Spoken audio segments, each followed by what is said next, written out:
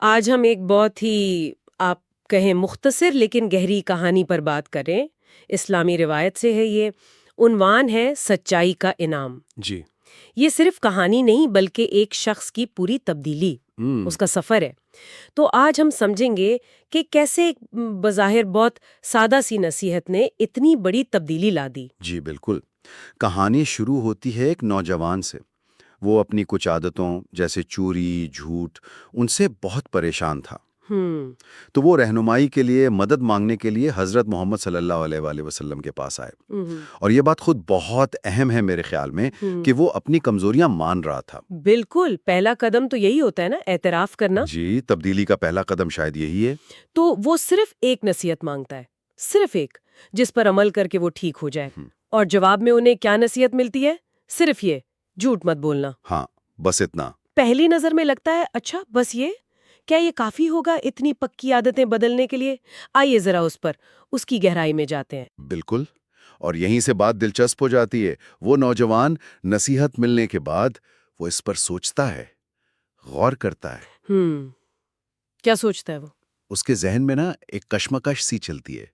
وہ سوچتا ہے اچھا اگر میں چوری کرنے جاؤں اور مان لو پکڑا جاؤں، ہاں، تو پھر کیا ہوگا؟ اگر مجھ سے پوچھا گیا تو مجھے تو سچ بولنا پڑے گا۔ اب نصیحت تو یہی ہے، اور سچ بولے گا تو سب کو پتہ چل جائے گا، میری چوری کھل جائے گی، مجھے شرمندگی ہوگی، سزا ملے گی۔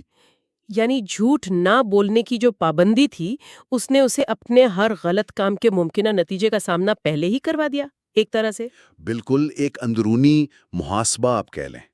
وہ صرف یہ نہیں سوچ رہا تھا کہ نصیحت پر عمل کرنا ہے، بلکہ اس عمل کے جو اثرات ہوں گے وہ اسے نظر آنے لگے۔ اچھا، یہی وہ نفسیاتی نقطہ ہے جو اس کہانی کو خاص بناتا ہے۔ وہ پھر سوچتا ہے اچھا چلو چوری نہیں، کوئی اور برا کام کروں۔ تب بھی وہی بات۔ تب بھی وہی مسئلہ، اگر پوچھا گیا تو سچ بولنا پڑے گا، پردہ نہیں رہے گا۔ تو سچائی کا سامنا کرنے کا خوف کہہ لیں یا سچ بولنے کی جو ذمہ داری ہے، ہاں، وہ اسے وہ کام کرنے سے پہلے ہی روکنے لگی۔ اور یہی وہ کمال کی بات ہوتی ہے۔ بجائے اس کے کہ وہ کوئی راستہ نکالتا کہ نصیحت سے کیسے بچا جائے، جی یا اسے نظر انداز کر دیتا، جی، اس نے اپنے کام ہی بدل ڈالے، عمل ہی بدل دی۔ بالکل۔ چوری چھوڑ دی، باقی بری عادتیں بھی چھوڑ دیں۔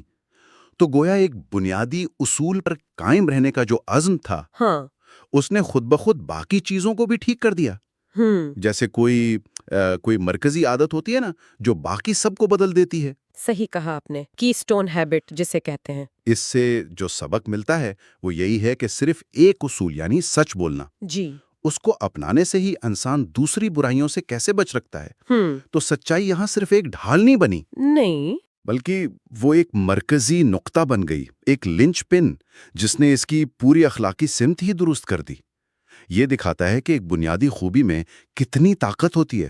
تو اس سب کا کیا مطلب ہے پھر ہمارے لیے آج؟ یہ کہانی سچائی کی طاقت تو دکھاتی ہی ہے، زبردست تبدیلی لانے والی طاقت، جی بالکل۔ لیکن شاید اس سے بھی زیادہ یہ بتاتی ہے کہ کبھی کبھی زندگی کی جو پیچیدگیاں ہیں ان سے نمٹنے کے لیے درجنوں اصول نہیں چاہیے ہوتے۔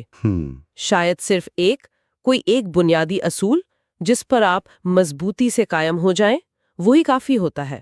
آج کل جب ہم سب اپنی اصلاح کی کوشش میں لگے ہیں، ہاں، بہت سے طریقوں کی تلاش میں۔ ہاں، تو کیا یہ سادہ سا طریقہ کارآمد ہو سکتا ہے؟ یقیناً، اور یہ ہمیں ایک بہت اہم سوال پر سوچنے کی دعوت بھی دیتا ہے کیا؟ کہ کیا واقعی اخلاقی خوبیاں ایک دوسرے سے اتنی جڑی ہوئی ہیں؟ کیا ایسا ممکن ہے